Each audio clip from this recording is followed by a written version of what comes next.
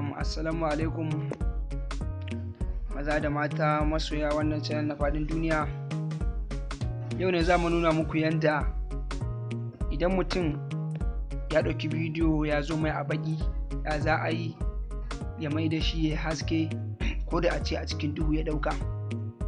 Babu damuwa, ku biyo mu sau da ƙafa za ku ga yanda za mu mai da shi yanzu nan da yardan Allah.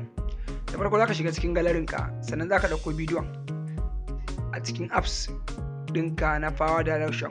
Kun ga kamar yadda bidiyon yake black ne, yawwa to sai zan yanka shi yanzu. Idan na yanka sai in cire iya yanda nake so in mai da shi. Ga yadda kuna ganin fuskan ba a ganin komai, asali reality kenan, yanda bidiyon ya zo kenan, yanda a ɗauki bidiyon a cikin duhu ne. Amma yanzu da Allah za mu mai da shi fari yadda kuke gani, yawa ka yanka shi kama haka a gurin split ɗinka. Yawa sai ka ɗauki bidiyon sai ka shiga yawa ka ƙara mashi haske kama haka, a gani na kai shi 80 point. Sannan sai ka koma ka shiga contacts ɗinka, za ka janyo shi ƙasa ne shi, a gani kamar yadda kuke gani haka.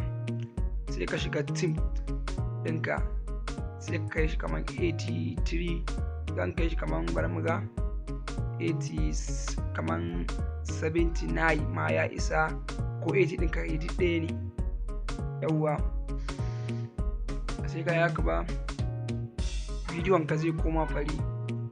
Ka bi mu sau da ƙafa. Sannan mabiya wancan satin mun ga subscribe sosai, yanzu muna so a danna mana subscribe.